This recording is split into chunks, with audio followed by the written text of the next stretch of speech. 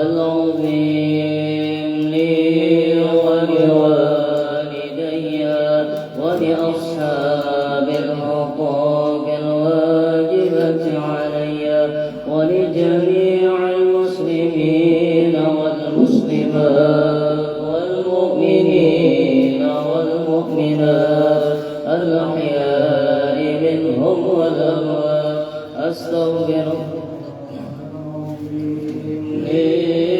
ولوالدي ولأصحاب الحقوق الواجبة علي ولجميع المسلمين والمسلمات والمؤمنين والمؤمنات الأحياء منهم والأموات أستغفر الله العظيم لي ولأصحاب الحقوق الواجبة علي ولجميع المسلمين والمسلمات والمؤمنين والمؤمنات الأحياء منهم والأموات. بسم الله الرحمن الرحيم. الفاتحة إلى حضرة سيدنا رسول الله محمد بن عبد الله وأنصار رسول الله المهاجرين مع رسول الله ثم إلى سيدنا المهاجر إلى الله أحمد بن عيسى ثم إلى سيدنا الفقيه المقدم محمد بن علي وعلى وصولهم وفروعهم ثم إلى روح الحبيب علي بن محمد بن حسن الحبشي وإلى روح شيخ عبد القادر الجيلاني والشيخ محمد بن عبد الكريم السمن البلدي والشيخ محمد أرشد بن عبد الله البنجري كلامبين والشيخ محمد زيني بن عبد الغني ووالدنا ووالدهم وأمواتنا وأمواتهم وأموات المسلمين أجمعين وإلى حضرة النبي. الفاتحة.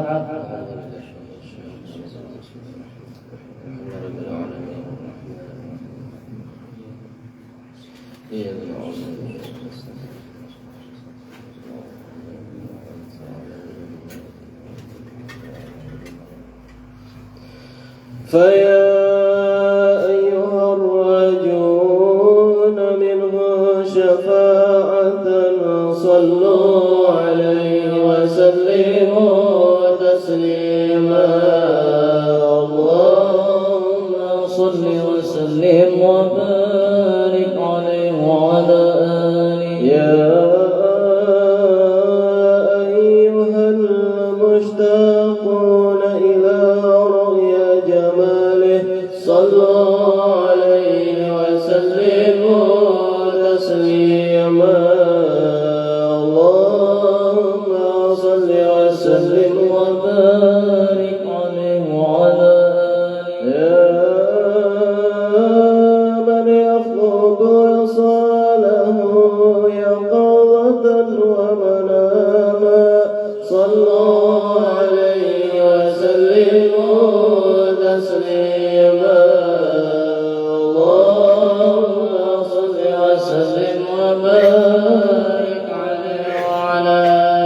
الجنة نعيمها سعد لمن يصلي ويسلم ويبارك عليه. اللهم صل وسلم وبارك عليه وعلى آله. يا رب صل على محمد أشرف بدر في الكون أشراق. يا رب صل على محمد أشرف بدر في الكون أشراق. يا رب صل على محمد أكرم داع يدعو إلى الحق. يا رب صل على محمد أكرم داع يدعو إلى الحق. يا رب صل على محمد المصطفى الصادق المصدق. يا رب صل على محمد المصطفى الصادق المصدق. يا رب صل على محمد أحلى الورى منطقا وأصلا. يا ربي صل على محمد أحلى الورى منطقا وأصلا. يا ربي صل على محمد أفضل من بالتقى تحقق. يا ربي صل على محمد أفضل من بالتقى تحقق.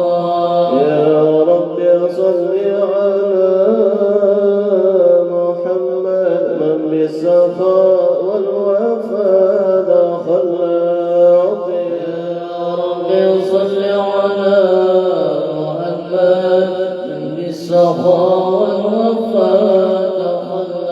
يا ربي صل على محمد واجمع من شمل ما تفرق. يا ربي صل على محمد واجمع من الشمل ما تفرق. يا ربي صل على محمد واصلح وسهل ما قد تعوض. يا ربي صل على محمد واصلح وسهل ما قد تعوض. يا ربي صل على محمد وافتح من الخير كل مغلق. يا ربي صل على محمد وافتح من الخير كل مغلق. يا ربي صل على محمد وآله ومن بالنبي تعلق. يا ربي صل على محمد وآله ومن بالنبي تعلق. يا ربي صل على محمد وآله ومن للحبيب عشاق. يا ربي صل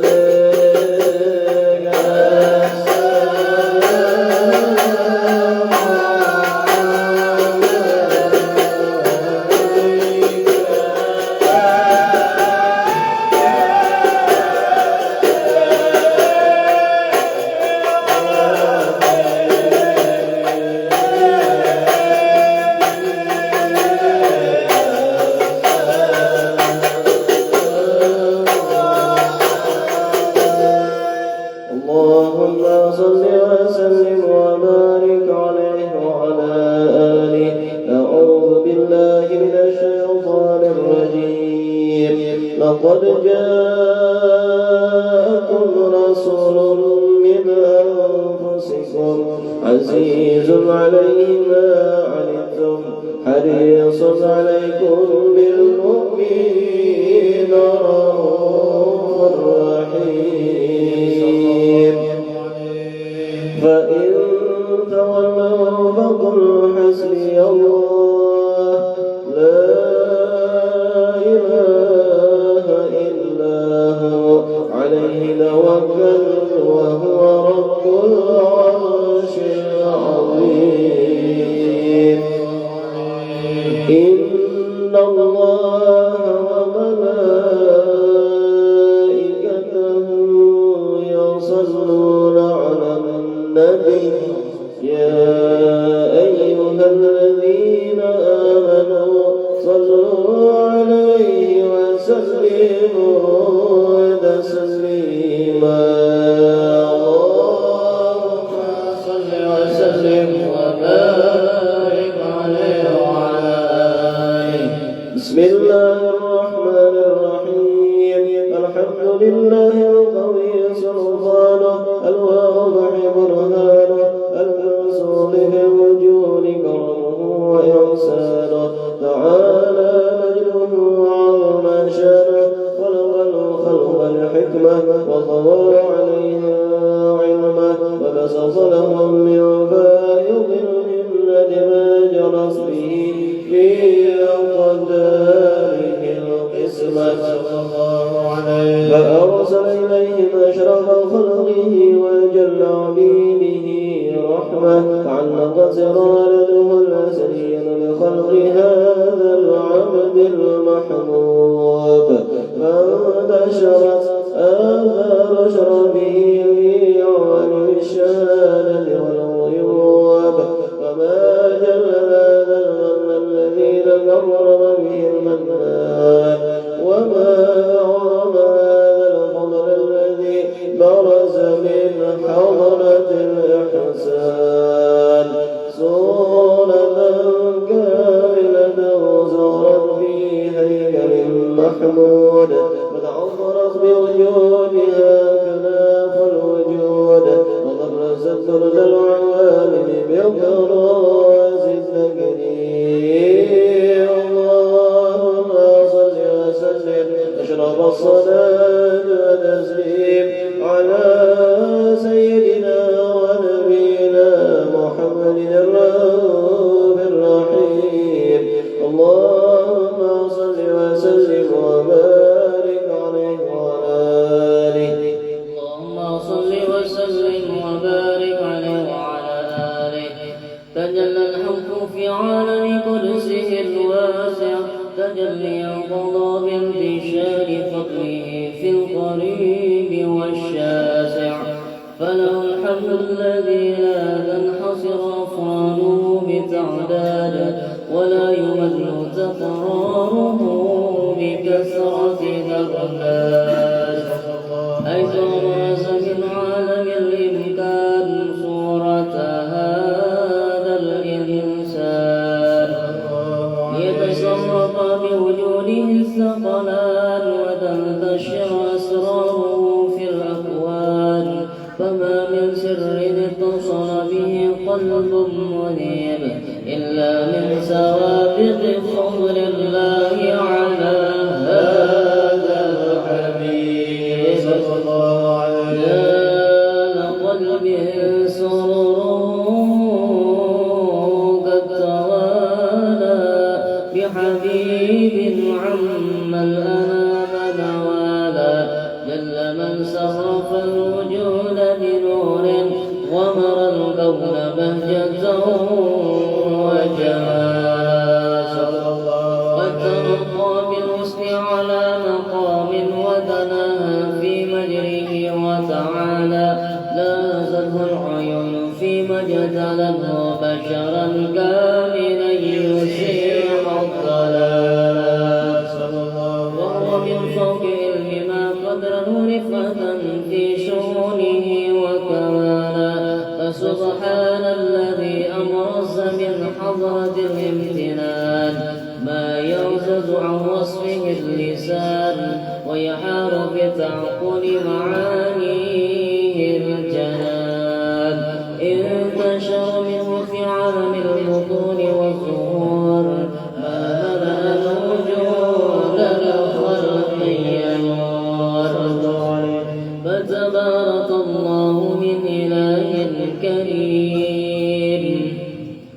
بشرتنا آيته بالذكر الحكيم ببشارة لقد جاءكم رسول من أنفسكم عزيز عليه ما عنتم حريص عليكم بالمؤمنين رؤوف رحيم.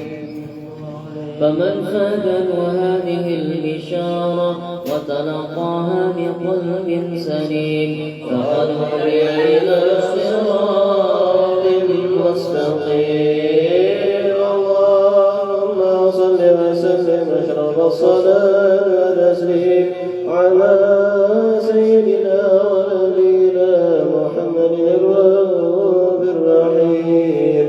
اللهم صل وسلم وبارك عليه وعلى آله.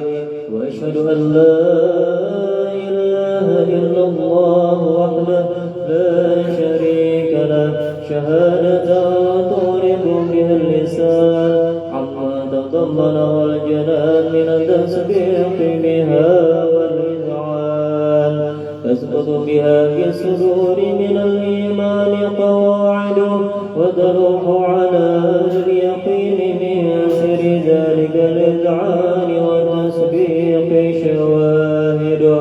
وأشهد أن سيدنا محمد العبد الصادق في قوله وفعله والمبلغ عن الله ما أمره بتبليغه لخلقه من ضربه ونفله عبد أرسله الله للعالمين بشيرا ونذيرا وبلغ الرسالة وأدى الأمانة وهدى الله به من الأمة بشرا كثيرا.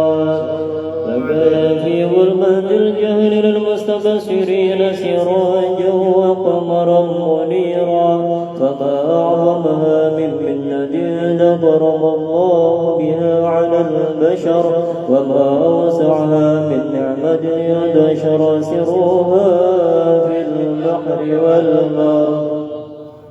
اللهم صل وسلم بأجل الصلوات وأجمعها وأزكى التحيات ووسعها على هذا العمل الذي وفى بحق العبودية وبرز فيها في خلعة الكمال وقام بحق الربوبية في مواطن الخدمة لله وقبل عليه غاية الإقبال صلاة يتسل بها روح المصل عليه به صلاة يتسل بها روح المصل عليه به صلاة يتسل بها روح المصل عليه به فينبسط في قلبه نور سر يتعلقه به وحبه ويكتب بها بعناية الله في حزبه وعلى آله وصحبه الذين رزقوا سهوة المجد بقربه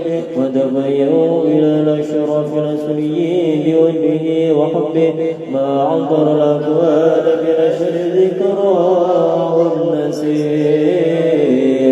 اللهم صل وسلم أشرف على سيدنا ونبينا محمد الرؤوف الرحيم. اللهم صل وسلم وبارك عليه وعلى آله. شيخنا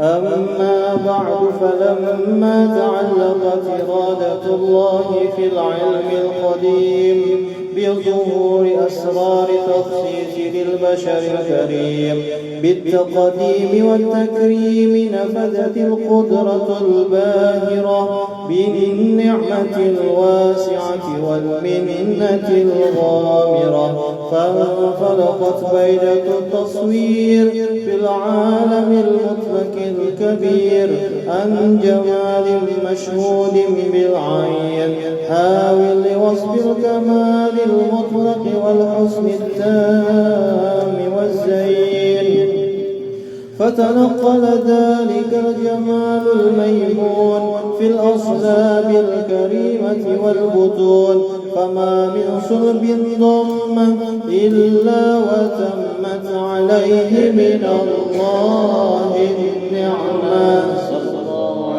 وهو القمر التام الذي يتنقل في بروجه ليتشرف به موطن استقراره وموضع خروجه وقد قضت الأقدار الأزلية بما قضت وأظهرت من سر هذا النور ما أظهرت وخصصت به من خصصت فكان مستقره في الأصلاب الفاخرة والأرحام الشريفة الطاهرة حتى برز في عالم الشهادة بشرا لا كالبشر صلى الله عليه ونورا حير الأفكار ظهوره وبهر فتعلقت همة الراقم لهذه الحروف بأن يرقم في هذا القرطاس ما هو لديه من عجائب ذلك النور معروف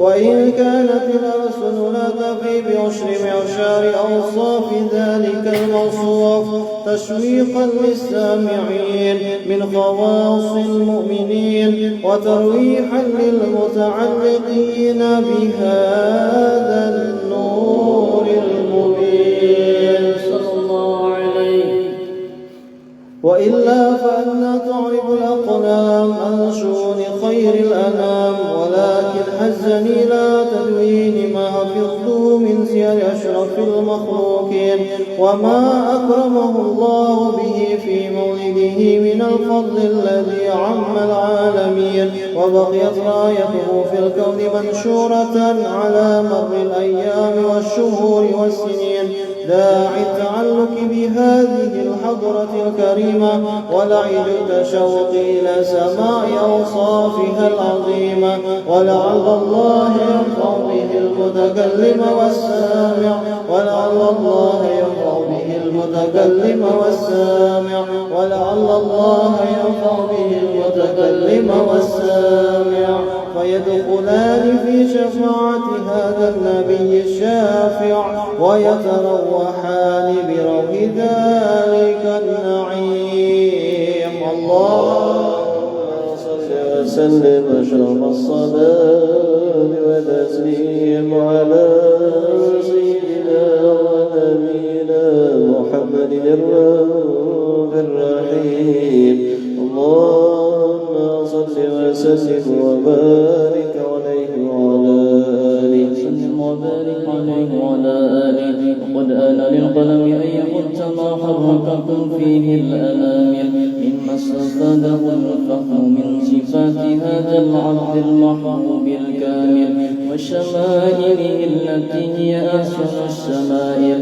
وهنا حسن أن نثبت ما بلغ إلينا في شأن هذا الحبيب من أخبار وآثار يتشرف بكتابته القلم والقرطاس وتتنزه في حدائقه الأسماء والأبصار صلى الله عليه. وقد بلغنا في الأحاديث المشهورة أن أول شيء خلقه الله هو النور المودع في هذه السورة.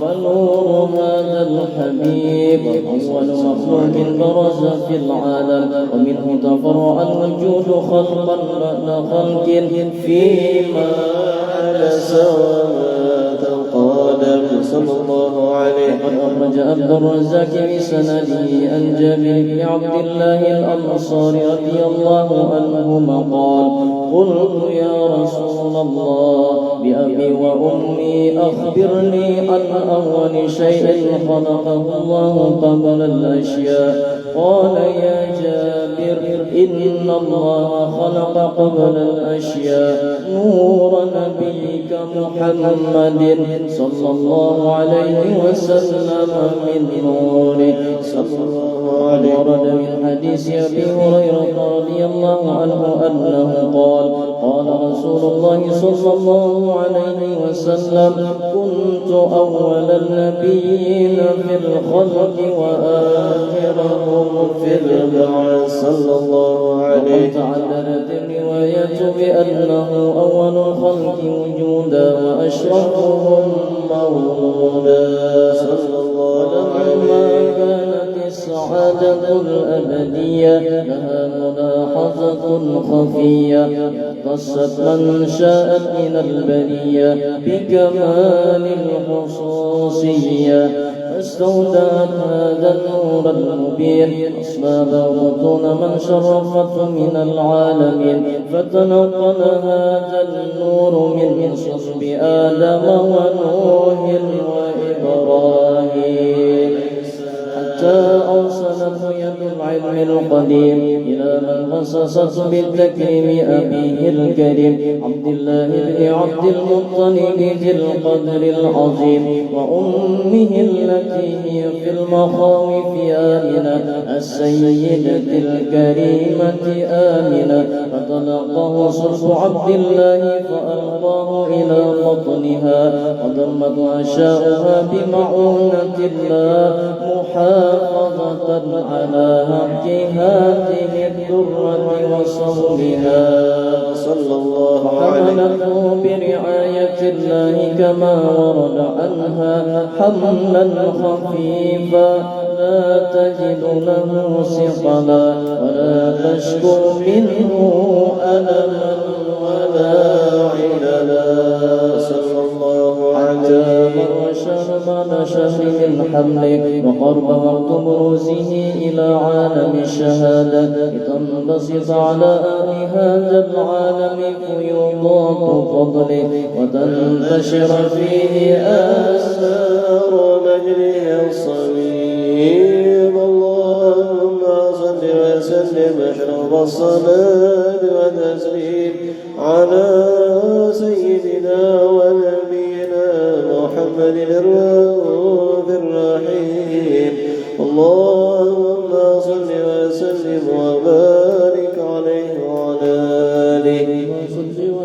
وبارك عليه وعلى آله. ومنذ علقته هذه الذروة المكنونة والجوهرة المسونة الكون كله يمشي في سرور وابتهاج بقرب زور إصراكها السراج والعين صرفة إلى بروسه تسلقة إلى اتقاب جواهر كنوزه صلى الله عليه. كل دابة سنت وبتصيح العبارة مؤنة بكمال الإشارة وما من حامل حملت في ذلك العام إلا أتت في حملها بغلام من درجات وسعادة هذا الإمام صلى الله عليه.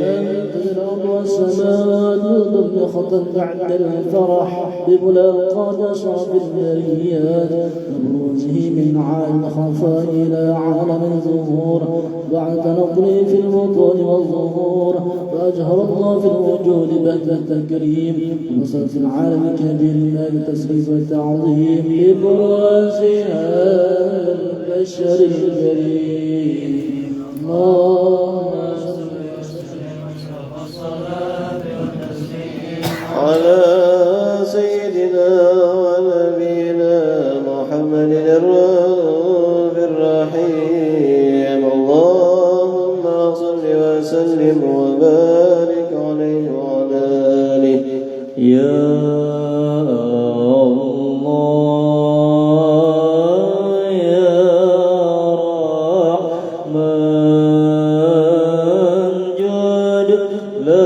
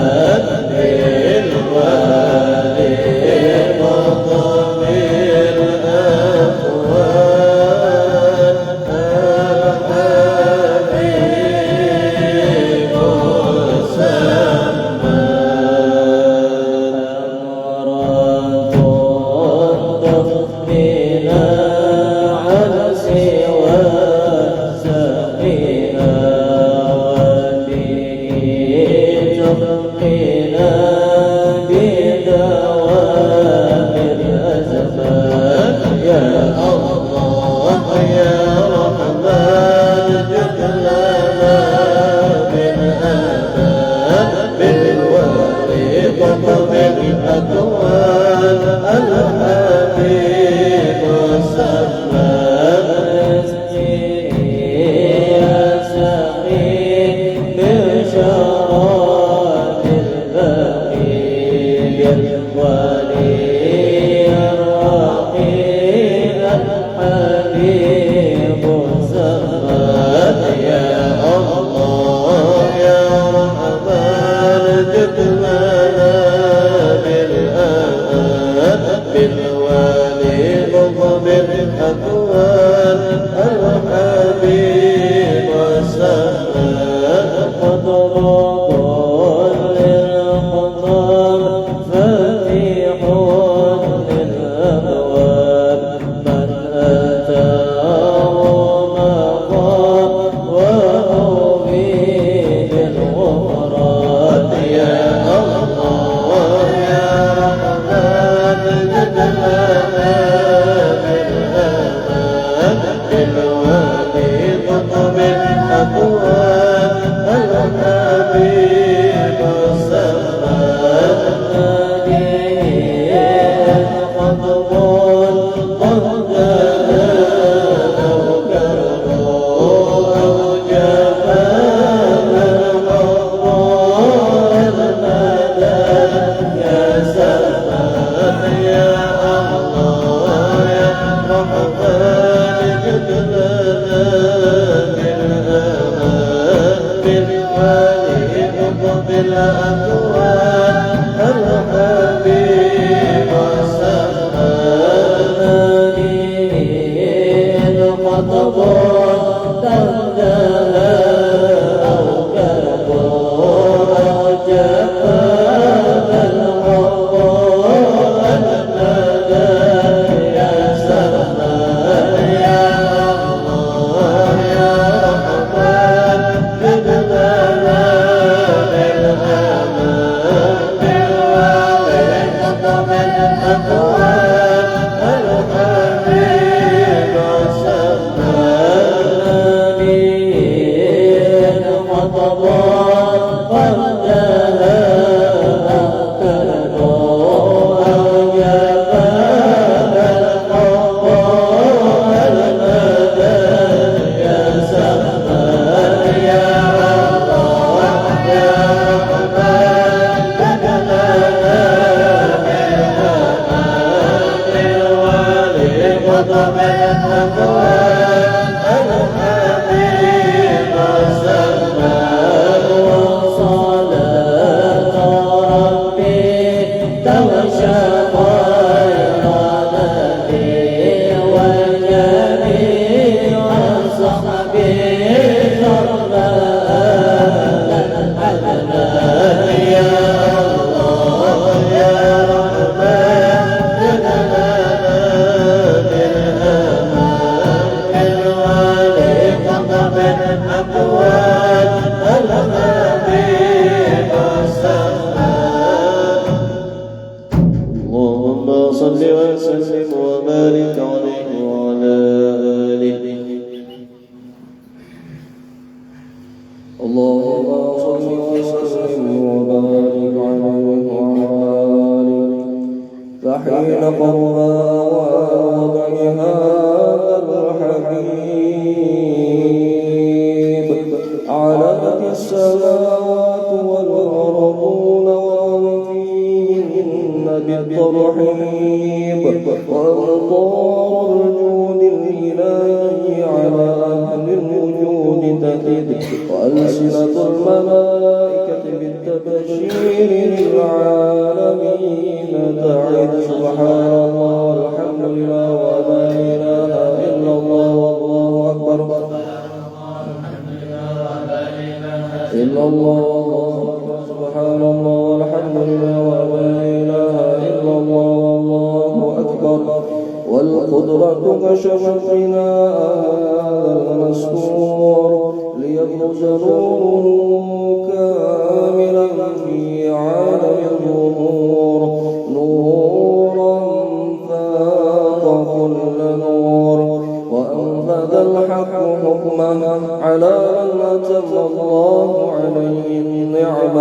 من خواص الأمة أن يحضر عند وضعه أمة تأنيسا لجنابها المسعود ومشاركة لها في هذا الصراط الممدود. فحضرت بتوفيق الله سيدة مريم وسيدة آسيا ومعهما من الحور العين من قسم الله له من الشرف بالقسمة الوافية. فأتى الوقت الذي رتب الله على حضوره وجود هذا المولود، فانفرق صبح الكمال من النور عن عمود، وبرز الحامد المحمود مذعنا لله بالتعظيم والسجود. صلى الله على محمد صلى الله عليه وسلم. صلى الله على محمد. يا ربي صل وسلم. النبي من حضر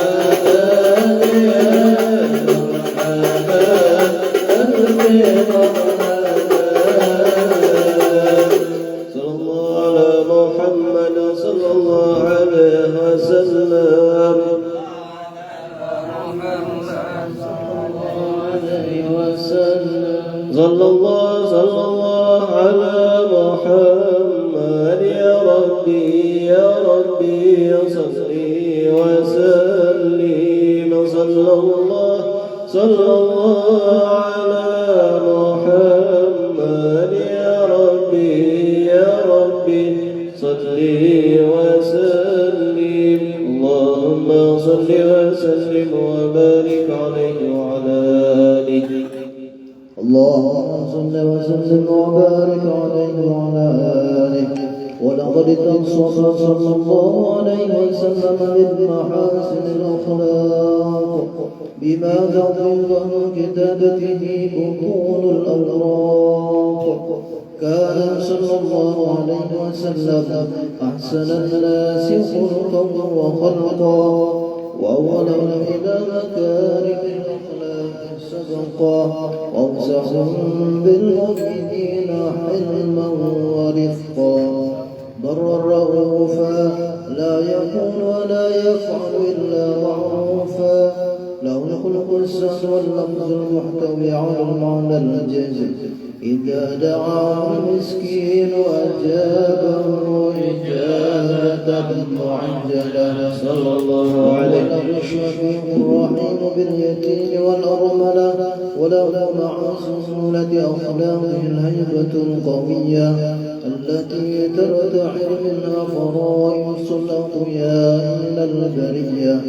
ومن نشرك به تعطرت الطرق والمنازل وبعرف ذكره تطيبت المجالس والمحافل صلى الله عليه وسلم جامع الصفات الكمالية والمنفرد في خلقه وخلقه بأشرف خصوصية. فما من خلق في البرية محمود إلا وهو متلقى عن زين الوجود صلى الله عليه وسلم. أجمل بوصف الحبيب وشانه وله العلا في مجده ومكانه. أوصى بعز قد تعالى مجدها أخذت على نجم السها بعنانه. صلى القلم في تدوين ما أفاده العلم من وقاع مولد النبي الكريم وحكاية ما أكرم الله به عبده.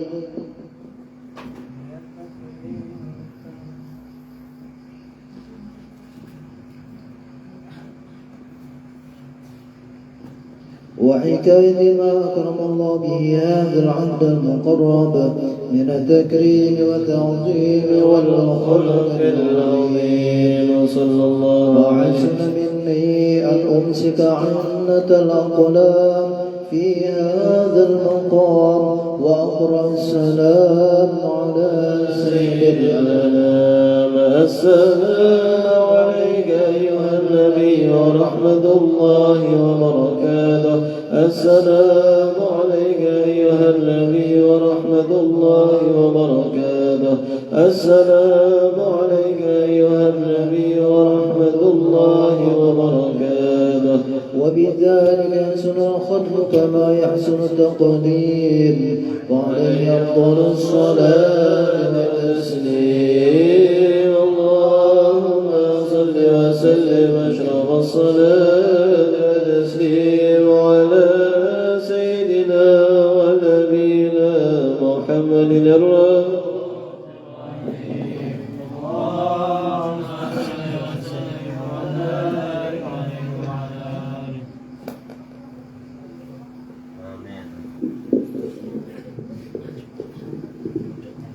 بسم الله الرحمن الرحيم. الحمد لله رب العالمين. اللهم صل وسلم على سيدنا محمد وعلى آله وصحبه أجمعين. ولما نظم الفكر من در الأوصاف المحمدية هنا توجهت إلى الله متوسلا بسيدي وحبيبي محمد صلى الله عليه وسلم أن يجعل سعي به مشكورا وفعلي به محمودا. يتوب عملي في الأعمال المقبولة وتوجهي بالتوجهات الخالصة والصلات الموصولة.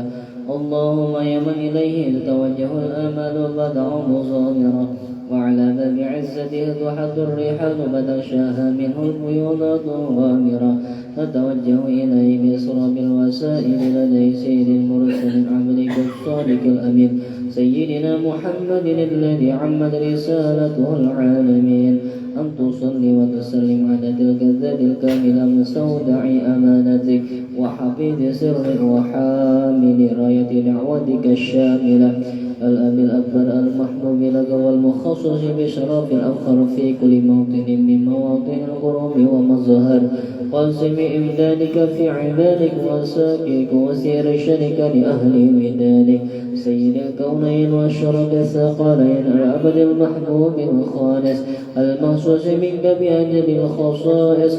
اللهم صل وسلم عليه وعلى آله وأصحابه وهل حضر باقترابه من أحبابه. اللهم إنا نقدم إليك هذا النبي الكريم ونتوسل إليك بشرف مقام العظيم أن تلاحظنا في حركاتنا وسكناتنا بعين عنايتك، وأن تحفظنا في جميع أطوارنا وتقلباتنا بجميل رعايتك وحصين وقايتك، وتبلغنا من شرف القرب إليك وإلى هذا الحبيب غاية آمالنا، وتتقبل منا ما تهرنا به من نياتنا وأعمالنا، وتجعلنا في حضرة هذا الحبيب من الحاضرين وفي طريق اتباعه من السالكين، ولحقك وحقه من المؤلف ولأهلك من الحافظين. اللهم إن لنا أطمأ في رحمتك الخاصة فلا تهرمنا، وجنونا جميلة هي وسيلتنا إليك فلا تخيبنا. آمنا بك وبرسولك ومن جاء به من الدين وتوجهنا به إليك مستشفعين أن تقابل المذنب منا بالغفران، أن تقابل المذنب منا بالغفران، أن تقابل المذنب منا بالغفران، والمساء بالإحسان والسائل بما سأل والمؤمن بما أمل، وأن تجعلنا ممن نصر هذا الحبيب ووزره وله وظهره وعم ببركته وشرب وجهاته أولادنا ووالدينا وأهل قدرنا ووالدينا وجميع المسلمين والمسلمات والمؤمنين والمؤمنات في جميع الجهات وبمريض الدين القويم في جميع الأقطار منشورة، ومعالم الإسلام والإيمان بهذه المحظورة معنى وصورة، واشف لنا كربة المكروبين وقضي دين المدينين واغفر للمذنبين وتقبل توبة التائبين، وانصر رحمتك على عبادك المؤمنين أجمعين وبشر المضلين والظالمين، واقصد الأدلال ولد الحق في جميع النواحي والأقطار، وإنهم بطير من عندك ونصر على المعاندين من المنافقين والكفار، واجعلنا يا رب بالحسن الحصين من جميع البلايا، واجعلنا يا رب بالحسن الحصين من جميع البلايا، واجعلنا يا رب في الحسن الحصين من جميع البلايا، وبالحرز المكين من الذنوب والخطايا، وألمنا في العمل بطاعتك وصدق في خدمتك قائمين، وإذا توفيتنا فتوفنا مسلمين مؤمنين واختم لنا منك بخير أجمعين، وصل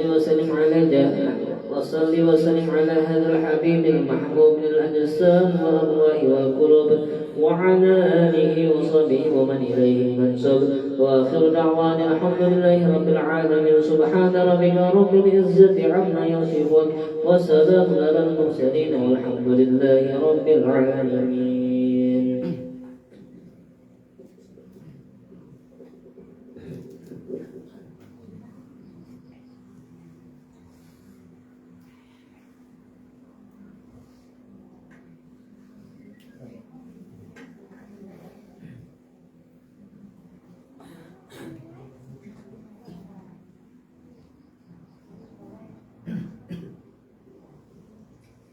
Assalamualaikum warahmatullahi wabarakatuh.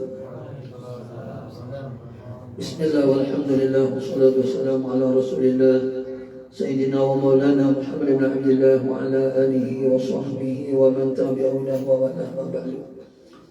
mukarramun wal mutaramun, para alim ulama, guru-guru agama, tokoh-tokoh masyarakat, hadirin dan hadirat sekalian rahimakumullah, wabil khusus tuan rumah.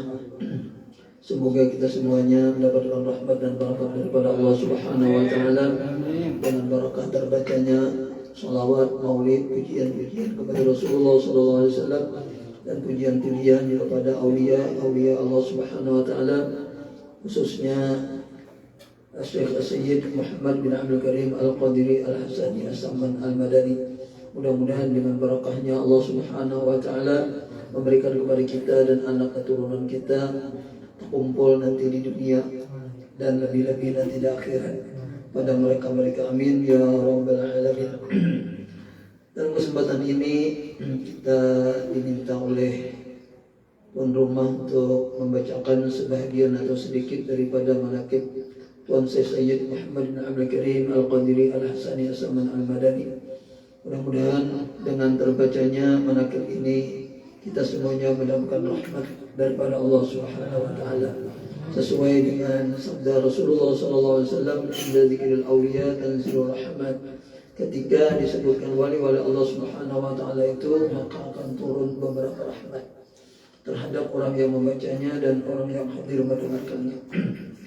Sebelum kita melanjutkan membaca manaqib ini, kita terlebih dahulu mengirim Al-Fatihah kepada Rasulullah, kepada para nabi, kepada sahabat-sahabat mereka, kepada keturunan dan keluarga mereka, dan juga kita kirim Fatihah kepada seluruh para wali-wali Allah Subhanahu wa taala, orang-orang saleh, khususnya kepada wali-wali dan orang saleh yang ada di kampung kita ini. Kemudian juga kita kirim Fatihah ini kepada seluruh guru-guru kita, kepada yang pernah mengajari kita. Mudah-mudahan kita termasuk orang yang berbakti kepada mereka, amin ya rabbil alamin, dan mendapatkan berkah daripada guru-guru kita, khususnya Abah Guru Sopur dan guru-guru kita yang lainnya. Kemudian juga kita hadirkan Fatihah kepada seluruh ibu bapak kita, datuk nenek kakek kita, seluruh keluarga kerabat kita, dan seluruh keluarga kerabat bini kita, jiran-jiran kita, tetangga-tetangga kita, dan seluruh kaum muslimin dan muslimat. Mudah-mudahan juga Allah Subhanahu wa taala berikan kembali manfaat mereka kepada kita semua dan anak keturunan kita. Dan khususnya kita bacakan Fatihah kepada aulia Allah Subhanahu wa taala, wali Allah Subhanahu wa taala, yaitu Syekh Sayyid Muhammad bin Abdul Karim Al-Qadiri Al-Hasani As-Samman Al-Madani. Ala hadiyat wa kulli ma nawa bi salafina salih wa la hawdatina bil mustafa Rasulullah sallallahu alaihi wasallam ala alihi wa sahbihi al-kiram. Al-Fatihah. Billahi minash shaitanir rajim. Bismillahirrahmanirrahim. Alhamdulillahi rabbil alamin arrahmanir rahim maliki yaumiddin. Iyyaka na'budu wa iyyaka nasta'in. Ihdinas siratal mustaqim. Shiratal ladzina an'amta 'alaihim ghairil maghdubi 'alaihim waladdallin. Rabbil ighfir wal yadayni jami'al muslimin amin. أعوذ بالله من الشيطان الرجيم. بسم الله الرحمن الرحيم. الحمد لله رب العالمين وبه نستعين على أمور الدنيا والدين، والصلاة والسلام على أشرف الأنبياء والمرسلين سيدنا ومولانا محمد وعلى آله وصحبه أجمعين. نوّنا تعلم وتعليم والمركز والتذكير والنفع والانتفاع والاستفادة والإفادة والحث على تمسك بكتاب الله تعالى وسنة رسوله صلى الله عليه وسلم وعلى الهدى والدلالة على خير ابتغاء وجه الله تعالى ومرضاته وقربه وثوابه سبحانه وتعالى. دستوركم يا لدرك ويا للباطن ويا للنبه ويا للنور ويا أصحاب الوقت كونوا لنا لا مكان منا في الحس والمعنوي لنا والحاضر والحاضرة قرنكم يا للغضي الذي كنتم من نوره. قال المؤلف رحمه الله ونفعنا به وبجميع علمه في الدار آمين. بسم الله الرحمن الرحيم. أحمد من اصطفى من عباده من شاء بالولاية وخصصه بحمل أسراره وجذبه منه إليه بسابق العناية، وأشكره أن من علينا بالإيمان بما جاءت الأنبياء والأولياء من أسرار ربانية ووفقنا لمتابعة سنة البهية السنية. وصلي وسلم على من سجل الملك وفي ظهر بصوره وعلى آله وصحبه وتابع في سكندري وبعد. Yang artinya ujar beliau, aku memuji akan Allah Subhanahu wa taala, yang mana Allah Subhanahu wa taala itu telah memilih ia dari segala hambanya ini, dipilihnya akan orang yang dikehendakinya dengan dijadikannya sebagai waliullah. Jadi wali-wali itu adalah orang-orang pilihan dan orang-orang yang memang dikehendaki oleh Allah Subhanahu wa taala. Wa khassasahu bihamli asrarihi, kemudian wali itu membawa akan segala rahasia-rahasia Allah Subhanahu wa taala. Kemudian wali itu Allah hampirkan akan dia daripadanya kepadanya dengan sebab terdahulu pertolongannya Allah juga. Jadi orang wali itu bisa hampir kepada Allah itu juga adalah dengan sebab terdahulu pertolongannya Allah Subhanahu wa taala. Nah, jadi melewati mukaddimah ini artinya jadi wali itu kada gampang dan kada mudah dan kada kawa dikehendaki. Karena memang orang yang dipilih oleh Allah Subhanahu wa taala, dikehendaki oleh Allah Subhanahu wa taala. Dan wali itu adalah diantaranya Allah menentukan untuk membawa segala rahasia-rahasia Allah. Dan wali itu memang orang yang dikehendaki oleh Allah Subhanahu wa taala bisabiqul inayah, itu memang Allah Subhanahu wa taala yang menghendakinya. Nah, lalu kita yang kada jadi wali ini ujar sidin, aku bersyukur kepada Allah Subhanahu wa taala bahwa ia Allah mengurniai atas kita semua. Kita ini bersyukur dengan sebab bisa kita itu mengimani apa yang didatangkan oleh para nabi Allah dan segala wali-wali Allah Subhanahu wa taala. Jadi kita beriman kepada nabi dan beriman dengan wali itu adalah anugerah yang luar biasa sudah. Ujar sidin adalah. Jadi kalau kau jadi wali, percaya lawan orang wali itu adalah merupakan nikmat yang patut kita syukuri. Kemudian juga beliau menulis di sini mensyukuri juga bahwa ujar sidin kita bersyukur juga kepada Allah Subhanahu wa taala karena Allah itu telah menolongi kita untuk bisa mengikuti akan jalan mereka itu, supaya jalan semua mereka itu yang mana jalan para wali tadi terang lagi mulia. Dan kedua, kita bersyukur ujar sidin kada jadi wali tapi kita bisa mengikuti atau mengumpati ujar kita telah atau memakai amalan-amalan atau ilmu-ilmunya orang wali. Nah itu. Jadi kada jadi wali mengumpati terang Allah. Yang tadi kemarin kita baca dalam kitab Kibatul Adkiyah itu tasyabbahu ilam takun mislahum fa inna tasyabbahu bil rijali falahun. Ya Allah, hanya serupailah jikalau kamu tidak seperti mereka para wali itu disama-samai barang ibaratnya amalan-amalannya. Ya Allah, karena menyerupai para wali itu adalah tasyabbahu ilam takun mislahum fa inna tasyabbaha birrijali falahun, karena menyerupai orang wali itu adalah falahun, akan mendapatkan keberuntungan. Jadi kita bisa aja ada baju misalnya kayak ini kan menuruti guru, kayak dah menuruti orang wali, baju gamis ya, baju koko kayak Allah bersalong segala macam. Kemudian Maulid Habsyi Johan, kalau Habsyi ini kan kita hendak menyerupai pekerjaan amalan orang wali. Apalagi Maulid ini ujar guru Sarwani Zuhri sidin berkisah, ujar sidin kekawananku yang namanya bermaulid ini rutin mengamalkan maulid ini hampir semuanya sidin kawa ke Mekah, hampir semuaan kawa ke Mekah. Keberkahannya kita memuji Nabi nih, keberkahannya kita bersalawat nih, jadi sini kekawananku padahal bagawi kada tapi kakak itu aja dia artinya tak kadang udah kayak orang tuh turun bang naik bang. Turun bang naik bang tuh nih berkenal nih dari bang BRI ke bang BNI misalnya, ini kan ada bang subuh awan bang maghrib kan, terus tangannya bicara itu jalan-jalan tuh rampas pangkong kah. Nah tapi kan sugih-sugih juga kayak itu aja juga. Nah coba dirubah mindsetnya orang caranya tuh. Nah banyak yang memuji Nabi, banyak yang bersalawat, mencari kurangi itu insya Allah harap benar gitu tuh. Karena ujar guru Sarwani gitu rata-rata jadi sini kawanan ko na sukses berataan nantinya apa namanya ujar kita tuh urusan kehidupan dunia nih artinya tuh kawa kamakah berataan baik berhaji atau umrah lah nyaman aja artinya. Sekalinya ujar Habib Ali bin Muhammad bin Nasr Habsyi ada memang man hadara jam'ana jadi sini yarji Jawa umrah itu sekalinya. Man hadar jam'ana, siapa yang hadir di perkumpulan kami maulid ini, jadi adalah yarji bi haji wa umrah. Ia pulang ke rumah membawa pahala haji dan umrah. Nah, jadi pahala haji umrah itu dapat sudah kita. Jadi ke sana tuh ada sertifikatnya dia lagi. lalu mudah. Nah itu telah model raganya aja lagi kan ada tuh, kalau pahalanya sudah ada. Jadi menhadar jam'ana tuh nyaji aja Allah. Apalagi orang bermaulid ini kita artinya kan ada orang bertakon kalau ingki lan surutum bima raja'tum ya akramal khalqi ma naqulu qulu raja'na bi kulli khairin wa jitamal far wal usulu. Itu lain. Orang bertakon nabi hasilnya bayan mulutan ini memuji nabi ini. Jadi qulu raja'na bi kulli khairin. Artinya katakan, jawab olehmu, kami kembali pulang dari acara maulid ini, raja'na bi kulli khairin. Kami pulang ke rumah itu membawa dengan berbagai macam kebaikan. Banyak kebaikan. Dan kami bawa hasil daripada kita habis memaulid. Nah, memaulid ini kalau awas sedikit.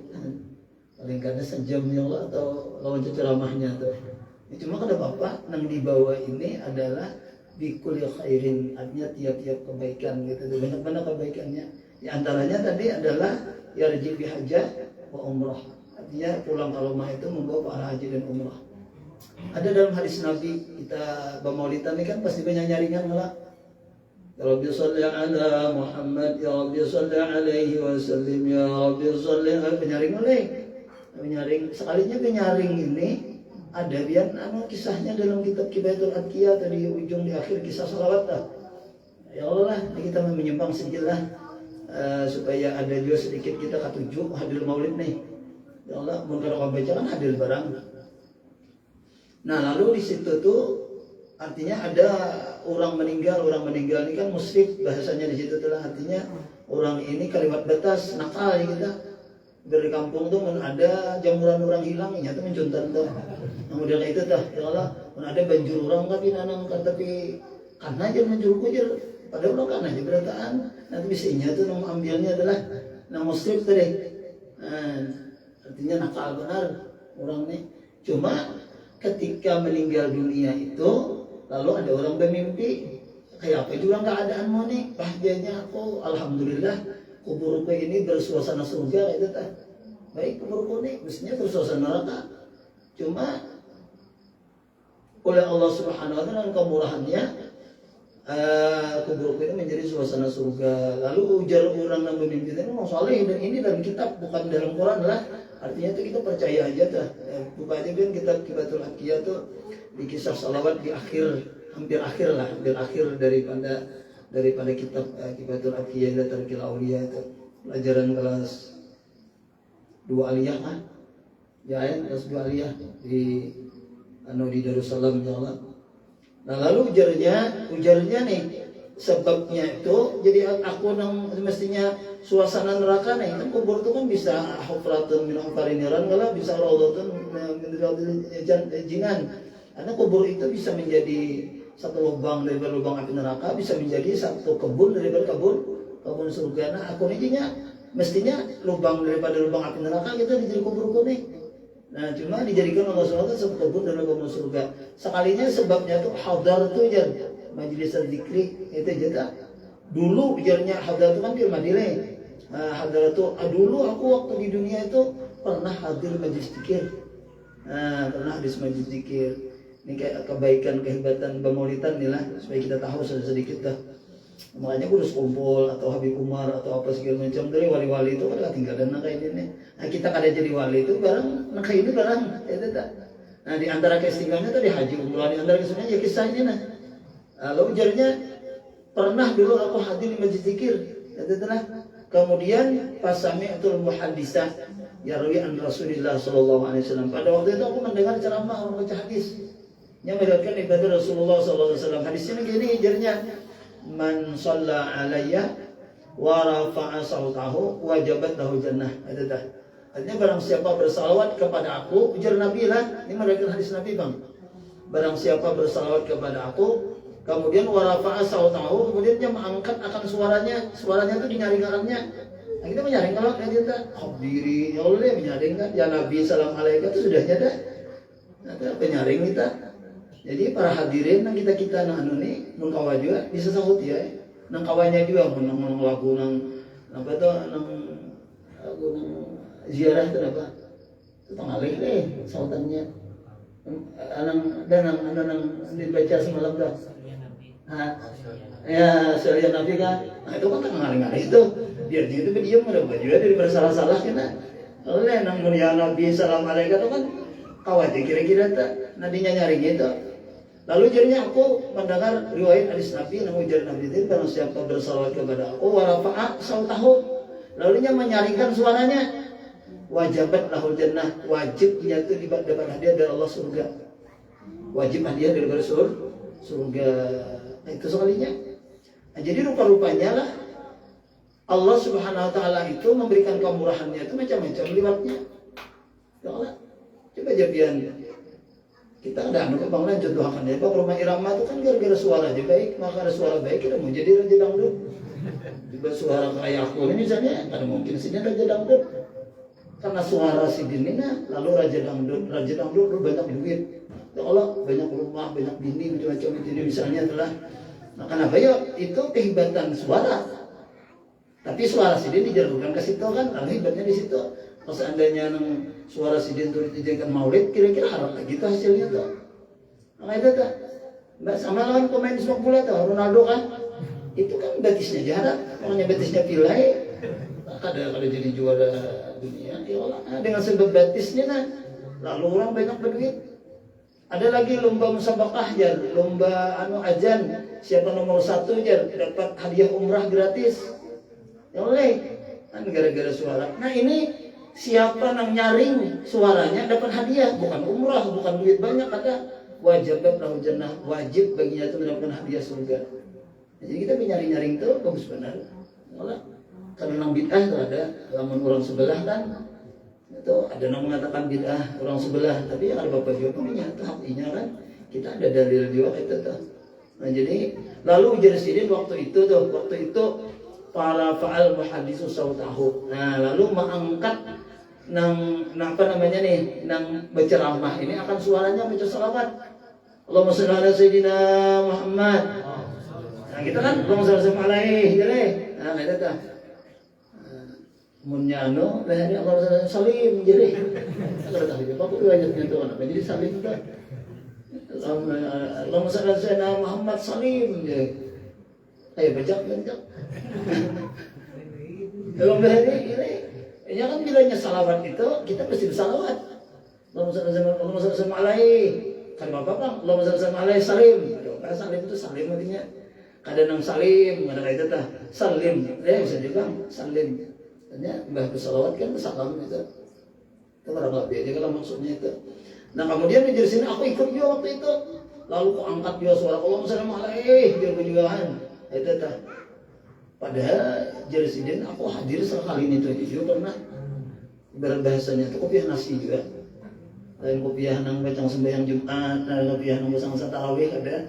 Bila ada seramatan tak pakai kopiah kan termasuk kopiah nasi juga artinya nih. Termasuk kopiah nasi dalam hari.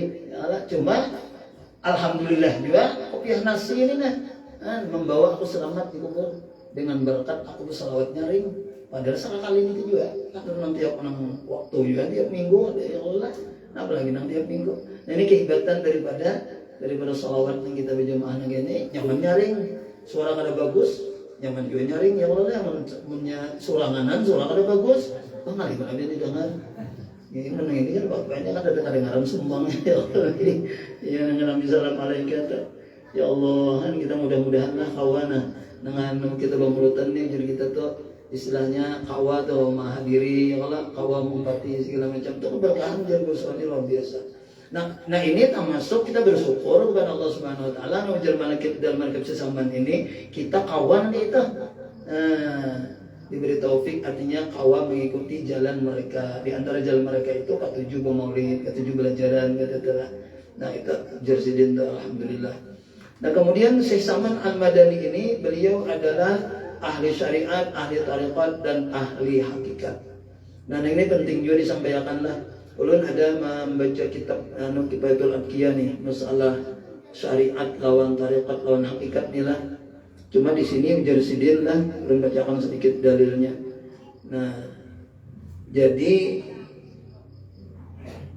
pal mukminu Jersidin nih. Ini anu jawab buat pegangan kita dan mungkin barangkali lah kalau kita hendak mengarahkan anak cucu kita kainannya tak. Nah, perlu diketahui ini nih.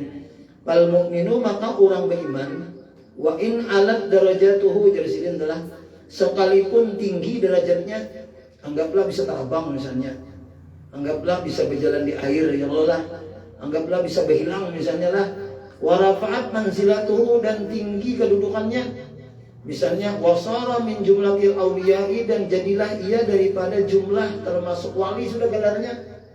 Itu jadi macam-macam lah kan, sidin itu bisa berhilang sidin wali Allah Ta'ala artinya. Nah, jangan macam-macam sidin itu pernah melihat berjalan di Banyu misalnya. Lah, yang macam-macam di situ bisa terbang dia dan jadi wali gelarnya sudah ujar sidin di sinilah la tasqutu anhu ibadatul mafruḍah. Nah, jadi kada boleh gugur daripadanya ibadat-ibadat yang difardukan yang termaktub dalam Al-Qur'an dan dalam hadis Nabi. Kada kawa gugur sembahyang Jumat, sembahyang zuhur, asar, maghrib, isya gara-gara misalnya sudah jadi wali, sudah tinggi pangkat kedudukan kada kawa itu. Kada boleh gugur itu, kada boleh parai gitu lah. Nah, kada boleh ampih yang namanya mengerjakan sembahyang atau ibadat-ibadat yang fardu yang difardukan dalam Al-Qur'an dan Sunnah Nabi. Nah, kayak itu. Nah, waman itu syariat kalau kada boleh gugur syariat artinya. Wa man za'ama anna man shara waliyan wa wasala al-haqiqati. Nah, barang siapa yang mengira bahwasanya dia adalah sudah jadi wali dan ujarnya aku ini sudah sampai kepada derajat hakikat. Oleh karena aku ini sudah jadi wali dan sampai kepada derajat hakikat, ujarnya saqatat anhu syariatu, lalu gugur daripada aku atau daripada orang itu yang oleh syariat, bahwa dhalun mudillun mulhidun. Nah, orang itu bila kayak itu keadaannya dari sini orang itu dhalun, sesat, mudillun menyesatkan, mulhidun orang itu ingkar kepada agama. Ada boleh. Nah, ini pegangan kita nih, ini kitab Qibatul Adqiyah halaman 31 yang aku baca nih. Nah, jadi ini kan jadi anunya, jadi apa namanya, jadi pegangan kita. Kalau ada di mana kata tamu ya Allah lah, tapi mau di kampung kita ini kira-kira datang. Soalnya dekat lawan ulama, ada mungkin aneh-aneh ajaran yang Allah leh. Bahasanya amuntai karena banyak ada guru paspol, ada guru bakhit ya Allah. Contoh-contoh kita nih, ada guru-guru besar di sini, insya Allah ada dabang yang bapak rai lah. Ampihan sembahyang insya Allah ya bang lah, mudah-mudahan insya Allah ada. Cuma punya ada, nah salah ngaranna tak salah telah rawa. Nah, kenapa ya alasannya ujar sidin walam tasqutil ibadatu anil anbiya fadlan anil auliya. Coba dari sini pikirkan dan tidak akan pernah gugur yang namanya syariat ibadat zahir ini daripada nabi-nabi kada pernah hilang. Kayak apa aja sudah tingginya nabi, paling tinggi nabi kan Nabi Muhammad. Imbah itu Nabi Ibrahim, habis itu Nabi Musa ya Allah, habis itu Nabi Isa, habis itu Nabi Nuh, ulul azmi lah. Itu tinggi benar kata. Nah, ada sejarahnya Nabi yang paling tinggi ini adalah gugur daripada mereka itu syariat, tatap bersyariat. Sampai Nabi itu mengajar masyarakat itu sampai bengkak dia kaki sidin kali. Nah, itu nabi yang luar biasa, fadlan anil auliya, apalagi ujar sidin wali aja, apalagi yang hanya mengaku wali. Nah, itu kan nabi jangan ada para artinya, apalagi wali, apalagi yang hanya perasaan aja wali. Aku nih jangan-jangan wali jadi mau jangan-jangan wali ini aku ya kada lagi sembahyang deh, karena aku nih jangan-jangan wali, apalagi ini itu tambahnya kada boleh parai ya Allah. Nah, ini kalau ada aja bang. Nah, kalau ada, yang ada tadi kan, insya Allah ada bang, insya Allah nih. Kamu di sana tuh ada negara ini. Nah, jadi pujuk-pujuk nolai itu waktu jum kayak ini. Nah, itulah diantaranya itulah. Jadi si Saman tuh ahli syariat, kemudian ahli tarekat dan ahli hakikat. Nah, itu tuh. Kemudian si Saman Al-Madani ini beliau selalu di dalam zikrullah siang dan malam. Nah, orang wali bang lah. Orang wali sini ada sidin selalu dalam zikrullah siang dan malam, ingat kepada Allah Subhanahu wa taala siang dan malam. Nah, kita yang kada jadi wali mun hendak dapat pangkat wali ini dapat pangkatnya aja. Nah, lalu ujar di antara wasiat Tuan Syekh Muhammad Saman, ujar sidin barang siapa membaca Allahumma ghfir li ummati sidina Muhammad, Allahumma arham ummati sidina Muhammad, Allahumma astur ummati sidina Muhammad, Allahumma jibur ummati sidina Muhammad, 4 kali diulangi, 4 kalimat nih. Allahumma ghfir li ummati Muhammad 1, Allahumma arham ummati sidina Muhammad 2 kalimatnya lah, Allahumma astur ummati sidina Muhammad 3 nih, Allahumma jibur ummati sidina Muhammad 4 diulangi 4 kali sesudah sembahyang subuh. Niscaya ia masuk di dalam jumlah martabat fadilat wali kutub. Jadi kita masuk kita itu di dalam rombongan menjadi kita wali kutub. Jadi orang yang mengamalkan ini jangan heran kita di akhirat itu batang masuk surga saatnya terkumpul dengan bukan wali kutub. Bukan wali kutub dia sebelah sana, kita sebelah sini. Padahal kita nih kada wali kutub pada cuma mengotok-otok aja modelnya. Ya Allah nih kada nang model nang hebat kadang ada juga cuma barakat mengamalkan ini. Lamunnya Allah marham Muhammad Muhammad itu sekali membaca sehari dah Allah marham Muhammad itu ditulis ada menjadi wali abdal. Allah marham Muhammad Allah sayangilah umat Nabi Muhammad. Bila kamu amalkan itu ditulis kena menjadi wali abdal. Wali abdal itu seluruh dunia ini 40 aja. 40 laki-laki, 40 bini-bini wali abdal. Nah, wali kutub ini kalau kutubul gaus itu kan satu aja tuh. Ya Allah. Cuma wali kutub ini kan li qaumin ya Allah. Ada aja setiap kaum, nah itu ada pemimpinnya ada pemimpinnya. Nah, ibaratnya tuh bahasanya tuh kan pemimpin tuh lor kutub ilalah. Nah, di Madinah di mana itu ada. Cuma kan ada pemimpinnya tuh, pemimpin wali kutub tuh. Nah itu telah. Jadi kita kada jadi wali tadi, mudah-mudahan kita masuk di rombongan wali di antara sebabnya tadi. Nah sebabnya itu mengamalkan doa ini setelah sembahyang subuh. Ujar Syekh Saman Al-Madani, Sidin adalah beliau berkata, tiadalah naik pangkatku ini kepada Allah Subhanahu Wa Taala. Aku ini jadi naik terus pangkatnya jadi bagus juga kita tuh. Ibarat berusaha supaya naik lah urusan dunianya nih. Nah ibarat mengapa segala macam tuh naik. Ujar Sidin aku nih pangkat akhirat ini kan pangkat yang luar biasa tuh. Kadang-kadang naik melainkan sebab aku ini mengamalkan membaca doa ini pada tiap selesai sholat subuh 4 kali berturut-turut, tapi dengan tiada diselangi dengan perkataan dunia. Kadang bandir dulu membawirin ke bapak yang oleh. Nah ini mudah-mudahan kita mengamalkan nang doa ini nang ini barang doa ini yang Allah lamun inya kayak Sidin tadi misalnya lah zikir siang malam tuh barat benar.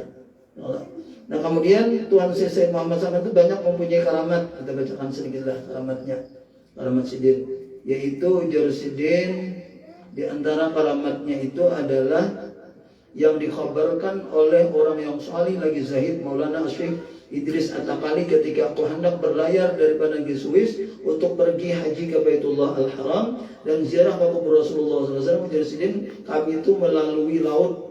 Tiba-tiba kapalku itu Jersidin terdampar di atas karang. Hampir-hampir kapal kami yang tumpangi itu pecah.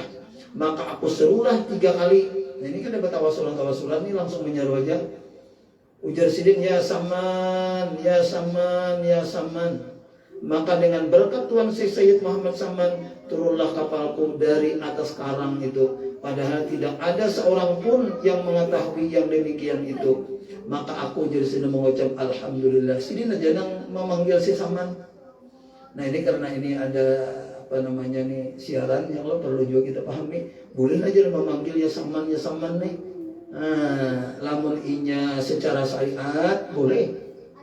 Ya Allah boleh benar. Bahasa secara satir aja dia manggil ujik jik jarang. Antara aku yang masalahnya boleh jalan. Mau memanggil ya Saman kada boleh, manggil ujik tambahnya kada boleh. Manggil bidan, manggil menteri segala macamnya Allah, sentikakan aku dirasa ringkutan Allah atau berurut. Ya Allah ada kawan. Menandu langsung aja Allah Taala aja. Wahai Allah Taala, aku hendak besar ya Allah, besar. Wahai Allah Taala, aku hendak misalnya nih ringkutan awak uruti bang. Nah, ya Allah. Punya nangin itu bah. Lain belum kisahnya ya Allah. Nah jadi boleh aja. Cuma kita kan dalam tauhid sudah berbekas jualan untuk menciptakan semuanya itu Allah Subhanahu Wa Taala tahu aja sudah tuh. Nah kemudian di sini aku alhamdulillah setelah datang aku ke negeri Madinah Rasul maka aku duduk di langgar Tuan Sayyid Muhammad Saman beberapa lama.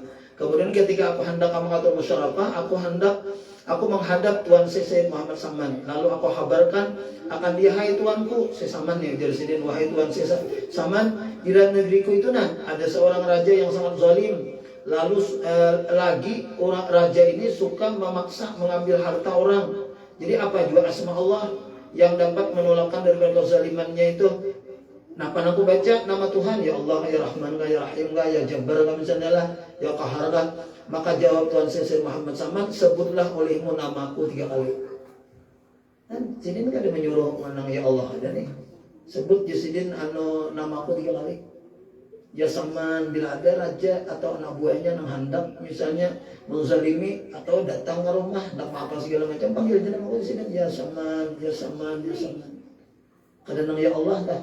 Nah ini yang dalam dalam kata-kata orang tasawuf itu lah kun ma'allah jelek, kun ma'allah fa illam takun ma'allah fakun ma'aman ma'allah fa innahu yusiluka ilallah. Jadilah kamu serta Allah, menyakawa, jadilah beserta orang yang serta Allah, maka dia akan menyampaikan kamu kepada Allah. Ya namanya buat kita tak pasti kita berwasilah. Ya ayyuhalladzina amanu taqullaha wa bataghu ilaihil wasilah. Kita ini kalau kawan langsung tuh. Ada sampai kajinya yang lelah.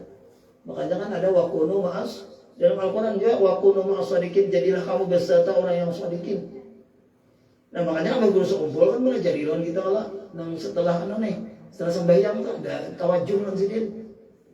Setelah amalan penting tuh, yang amalan penting setelah la ilaha illallah Muhammadur Rasulullah fi kulli lamhati wa nafsin ada ma wasi'ahu ilmullah. Kalau ada gambar sidin kita tinggal, kita bayangkan di hati, ya Allah, dengan berkat guruku ini bukakan hatiku, terangkan dadaku, aku minta selamat dunia akhirat. Boleh ditambahin yang lain. Aku minta misalnya nang langit karena misalnya oleh.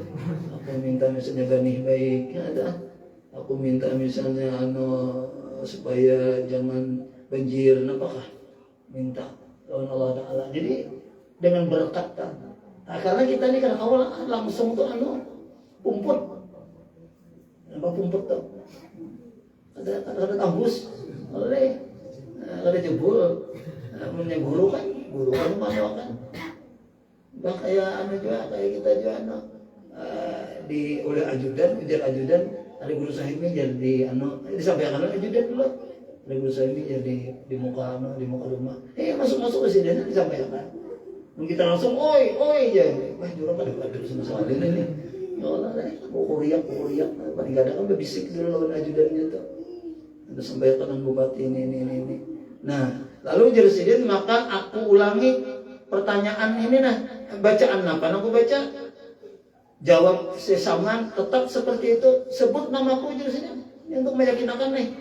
Maka diketahui beliau khatarku ini, dan dikatanya, apakah engkau lupa ketika kapalmu terdampar di atas karang itu, kemudian engkau sebut namaku 3 kali. Kamu kan ingat kejadian waktu di laut sebelum takut.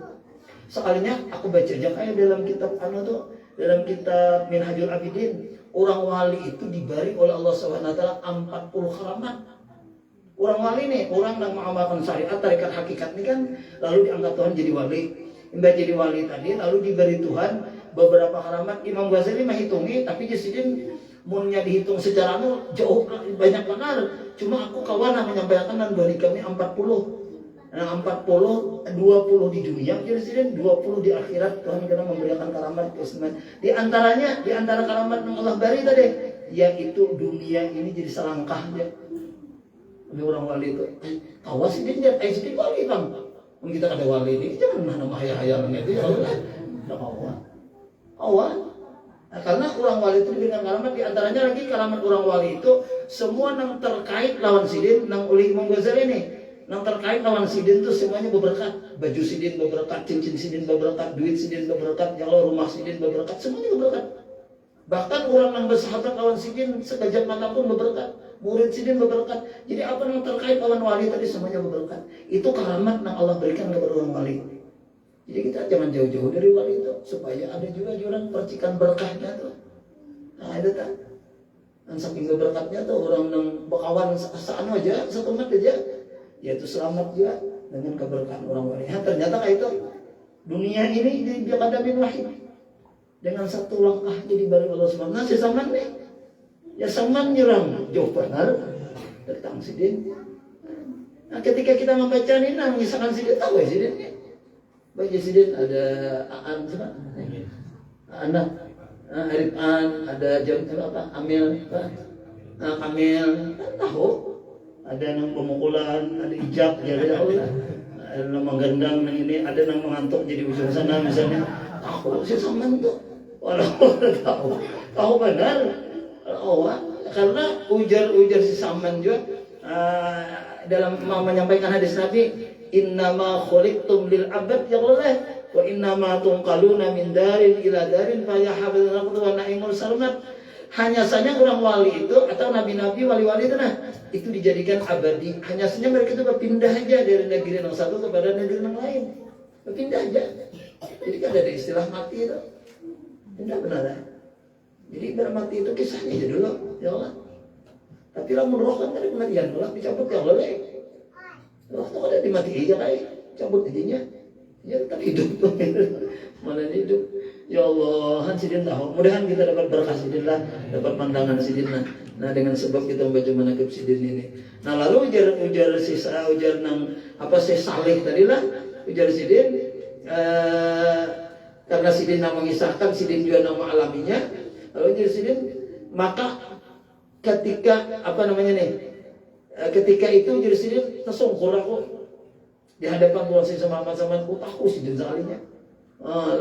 Lalu aku cium kedua tapak kaki sidin serta aku berkata, hai Tuanku, cukuplah pengajaran Tuanku wahai si Saman itu kepada hamba. Kemudian aku jadi sidin lama kahal masyarafah untuk menyempurnakan pekerjaan hajiku. Setelah itu aku pulang ke negeriku. Maka apabila datang kepadaku suatu kejahatan pada raja yang zalim tadi atau anak buahnya lah, maka aku sebutlah nama Tuan Sayyid Muhammad Saman dengan perlahan-lahan 3 kali ya Saman, ya Saman, ya Saman.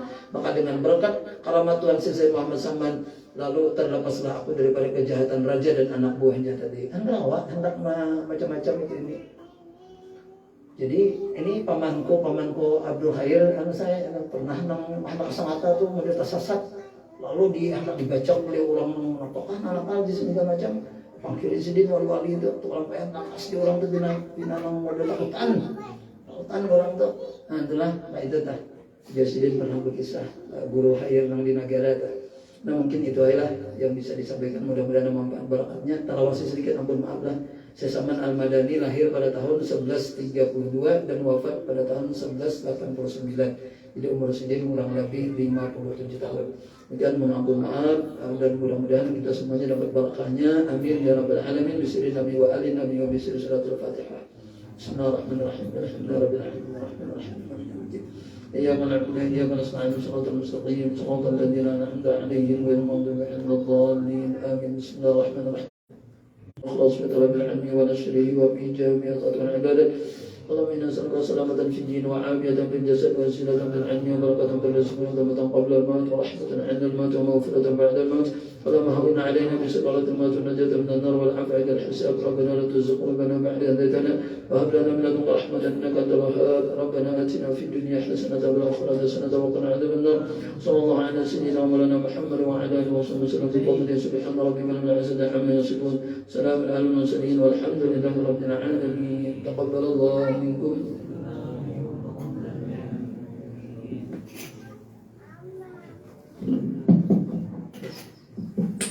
Besok kita diundang untuk membaca maulid di komplek perumahan Pasar Senen di perumahan Ajibah.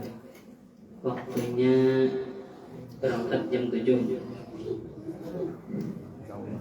Standby.